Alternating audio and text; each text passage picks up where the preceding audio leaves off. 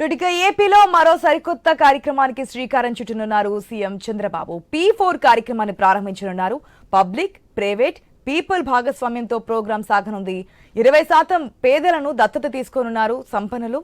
P4 programme కు మార్గదర్శి బంగారు కుటుంబంగా నామకరణం చేశారు. మరి ఈ రోజు నుంచి కూడా ఈ విధానం తీసుకురాబోతున్నారు. పూర్తి అప్డేట్స్ తెలుసుకుందాం మా ప్రతినిధి హరీష్ ద్వారా. గుడ్ మార్నింగ్ హరీష్, ముందుగా మీకు ఉగాది శుభాకాంక్షలు. అదేవిధంగా ఏపీ గవర్నమెంట్ కూడా ఇదిదాకా P3 విధానం ఉండేది, ఈ రోజు నుంచి P4 విధానం కూడా అమల్లోకి తీసుకురాబోతున్నట్టు తెలుస్తోంది. డీటెయిల్స్ ఏంటి? గుడ్ మార్నింగ్ ఆశ.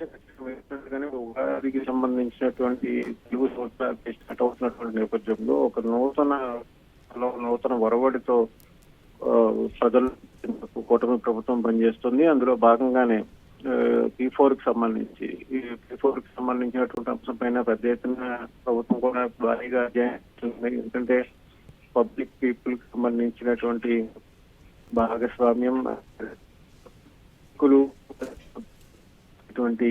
ఈ వినూత్నమైనటువంటి కార్యక్రమానికి ఎన్ఆర్ఐలు కావచ్చు, ప్రపంచవ్యాప్తంగా తెలుగు వారు ఎక్కడున్నా వాళ్ళందరూ కూడా సెటిల్ అయి ఉంది కాబట్టి వెళ్ళి సెటిల్ గా ఉన్నారు.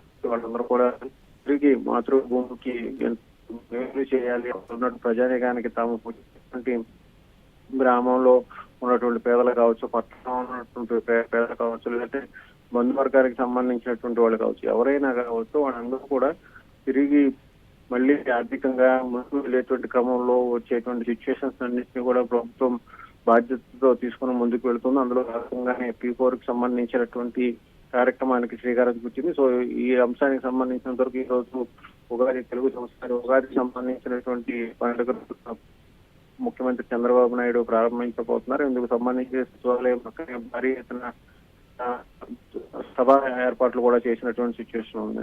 ఈ కార్యక్రమానికి సంబంధించినంత వరకు కూడా ఎన్ఆర్ఐలు ఇట్లైనటువంటి కుటుంబాలు ఏవైతే ఉన్నాయో అందరూ కూడా తమ మాతృభూమిలో ఉన్నటువంటి వాళ్ళ కుటుంబాలు ఎవరైతే వెనుకబడి ఉన్నారో వాళ్ళందరికీ కూడా సహాయ సహకారాలు అందించేందుకు ఈ కార్యక్రమం దోహదపడుతుందని చెప్పి చంద్రబాబు ఉపయోగపడుతున్నారు. ఆశ.